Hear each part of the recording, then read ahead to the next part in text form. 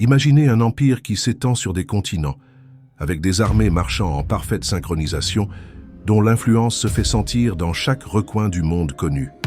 Un empire qui construit des routes reliant des mondes lointains, un empire qui élève des temples et des monuments comme symbole de sa grandeur. Un empire qui, pendant des siècles, a cru être invincible. Cet empire était Rome. Rome, la ville éternelle. La capitale d'un empire qui ne se contentait pas de gouverner des territoires, mais qui se sentait propriétaire du destin même de l'humanité. Un empire qui a fondé son pouvoir sur l'ordre, la discipline, la loyauté inébranlable envers sa cause. À son apogée, Rome n'était pas seulement une ville, c'était un symbole de pouvoir, de savoir, de culture, de progrès technologique et militaire. C'était le centre de l'univers connu, le phare qui éclairait le monde de son époque. Mais comment un empire aussi grand, qui semblait invincible, a-t-il pu tomber? Que s'est-il passé pour que Rome, le géant qui se dressait au-dessus de tous, s'effondre sous ses propres yeux? Pour comprendre la chute de Rome, nous devons nous plonger dans les ombres qui se cachaient dans son propre cœur, dans les fissures qui se formaient lentement, mais avec une force dévastatrice. Avant de continuer, je tiens à vous inviter à rester avec nous pour découvrir comment Rome, la civilisation qui a dominé le monde, a commencé à se décomposer de l'intérieur. Si vous êtes passionné par l'histoire et que les secrets derrière les grands empires vous fascinent, abonnez-vous à la chaîne et rejoignez-nous dans ce voyage fascinant vers la fin de la grandeur. Commençons. Lorsque nous pensons à Rome, l'image qui nous vient à l'esprit est celle d'un endroit éclatant. Les forums pleins de sénateurs, les gladiateurs combattant dans le Colisée, les grandes processions célébrant les victoires et les conquêtes. Rome était la ville qui dominait, non seulement militairement, mais culturellement. Ses lois, son architecture, son organisation politique s'étendaient dans tout l'Empire. Les légions romaines étaient l'armée la plus crainte de l'histoire. Avec leur discipline et leur force imparable, Rome a conquis un territoire vaste, des côtes de l'Afrique aux îles britanniques, des Balkans à la péninsule ibérique. Rome était la civilisation qui mettait de l'ordre dans un monde chaotique, qui unifiait des cultures disparates sous sa bannière. C'était le rêve devenu réalité d'un empire d'hommes qui croyaient en leur invulnérabilité. Mais comme toute grande histoire, celle de Rome a aussi son côté sombre. Parce que Rome n'est pas tombée dans une grande bataille, elle n'a pas été vaincue par des envahisseurs extérieurs. La véritable cause de sa chute ne réside pas dans les menaces venues de l'extérieur, mais dans ce qui s'est passé à l'intérieur de ses murs. L'ennemi de Rome était bien plus subtil, bien plus dévastateur, la décadence interne. La décadence commença à s'infiltrer dans le cœur même de Rome. Les empereurs qui gouvernaient autrefois avec sagesse et respect pour la loi devinrent plus égoïstes, plus avares, plus corrompus. Les idéaux républicains qui avaient façonné le début de Rome furent remplacés par le luxe et la quête insatiable du pouvoir personnel. Les dirigeants ne pensaient plus au bien-être du peuple, mais à comment maintenir leur contrôle et enrichir leur famille. La morale et les valeurs qui avaient cimenté la puissance romaine se désintégrèrent sous le poids de la cupidité et de l'ego. Les sénateurs, qui représentaient autrefois la volonté du peuple, devinrent des pions dans un jeu politique, luttant pour leurs propres intérêts, sans se soucier de ceux qui maintenaient réellement l'Empire sur ses pieds.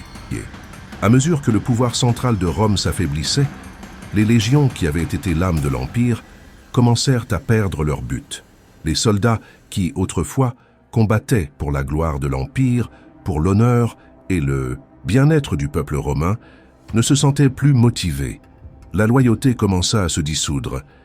Les commandants, qui étaient autrefois des symboles d'autorité et de respect, commencèrent à profiter des tensions internes pour rechercher un pouvoir personnel. Les intérêts militaires se fragmentèrent.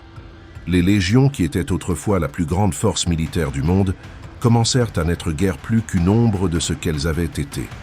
La corruption et l'usure de Rome n'étaient pas seulement politiques et militaires. L'économie romaine subit également un effondrement. Les richesses qui autrefois affluaient de ses conquêtes commencèrent à s'évaporer. Rome dépendait de son vaste territoire pour fournir les ressources nécessaires à maintenir sa grandeur. Mais avec le temps, cette infrastructure commença à s'épuiser. Les terres qui produisaient autrefois du blé, des raisins et de l'huile pour nourrir l'Empire n'étaient plus aussi productives. Le système fiscal augmenta de manière démesurée. écrasant la classe inférieure et générant un cercle vicieux de pauvreté et de désespoir. Les pièces de monnaie romaine, qui étaient autrefois des symboles de pouvoir, commencèrent à perdre leur valeur. L'inflation galopante fit en sorte que l'argent ne suffisait plus à acheter le nécessaire, et les familles luttaient pour trouver des aliments de base. L'Empire ne pouvait plus se soutenir seul. Alors que Rome se décomposait de l'intérieur, la classe inférieure commença à subir les conséquences. Les paysans, qui avaient été la colonne vertébrale de l'Empire, furent poussés vers une pauvreté extrême.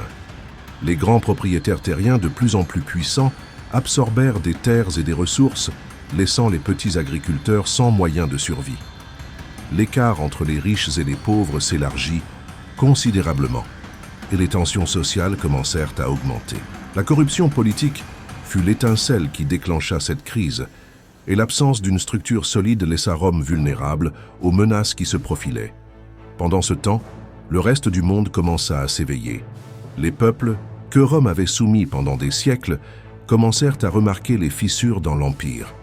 Les Wisigoths, les Vandales et plus tard les Huns, voyant la décadence de Rome, trouvèrent leur opportunité. Les Wisigoths, dirigés par Alaric, virent Rome non pas comme un ennemi à vaincre, mais comme une ville qui ne pouvait plus se défendre elle-même. Au lieu de lutter directement, ils s'infiltrèrent, affaiblissant Rome de l'intérieur, jusqu'à ce que le coup fatal arrive enfin. L'année 410 marqua le début de la fin pour Rome. La ville qui autrefois était le cœur du monde connu fut pillée par les Wisigoths. Le plus humiliant de tout, c'est que Rome ne se défendit pas. Ce ne fut pas une invasion violente comme tant d'autres. Il n'y eut pas de grande bataille, pas de résistance. Les Wisigoths franchirent simplement les portes de la ville qui étaient déjà ouvertes de leur propre volonté. Au lieu de se battre, Rome se rendit. Ce furent 3 jours de pillage, 3 jours de chaos. Mais le pire de tout, c'est que Rome, qui avait été la plus grande puissance de l'histoire, ne leva pas le petit doigt pour se défendre. La chute de Rome ne s'arrêta pas là. En 455, les Vandales, dirigés par Genséric, arrivèrent pour achever ce que les Wisigoths avaient commencé. Cette fois, Rome ne fut pas seulement pillée, mais vidée de tout ce qui l'avait rendue grande. L'or, les statues, les trésors accumulés au fil des siècles, tout disparut. Rome, qui brillait autrefois de sa propre lumière, se retrouva sans âme. La ville fut vidée de ses richesses, et sa gloire passée se dissipa à jamais. Bien. Que Rome ne disparut pas immédiatement. Sa chute était déjà complète. Le christianisme, qui avait été persécuté autrefois, commença à combler le vide laissé par l'Empire. Les ruines de Rome, qui autrefois étaient le centre de la civilisation, furent témoins de la renaissance d'une nouvelle ère. Le christianisme, qui avait germé dans les catacombes, commença à prendre la forme d'une nouvelle autorité qui dominerait l'avenir du monde. La leçon de Rome est profonde et intemporelle. Tous les empires ne tombent pas à cause d'une invasion externe. En fait, les pires ennemis des empires ne se trouvent pas toujours sur le champ de bataille, mais au sein même de leurs murs. L'arrogance, la corruption, l'indifférence à ce qui nous a rendus grands et la soif insatiable de pouvoir sont les forces qui peuvent que nous effondrer de l'intérieur. Rome nous enseigne que même les plus grands peuvent tomber, non pas à cause d'un coup d'épée, mais à cause des cicatrices invisibles laissées par les vices internes. L'histoire de Rome est un rappel pour tous. Lorsque nous arrêtons de prendre soin de ce qui nous a rendus grands, nous perdons tout. Alors, que pensez-vous de la chute de Rome? Pensez-vous que d'autres empires ou civilisations sont tombés pour les mêmes raisons? Et plus important encore, pensez-vous que cette leçon est pertinente pour nos vies aujourd'hui? Quels vices pensez-vous risquent de nous effondrer de l'intérieur? Laissez-nous vos pensées dans les commentaires, partagez cette vidéo avec vos amis et n'oubliez pas de vous abonner à la chaîne pour continuer à explorer plus d'histoires fascinantes sur l'histoire et ses leçons pour le présent. À la prochaine vidéo.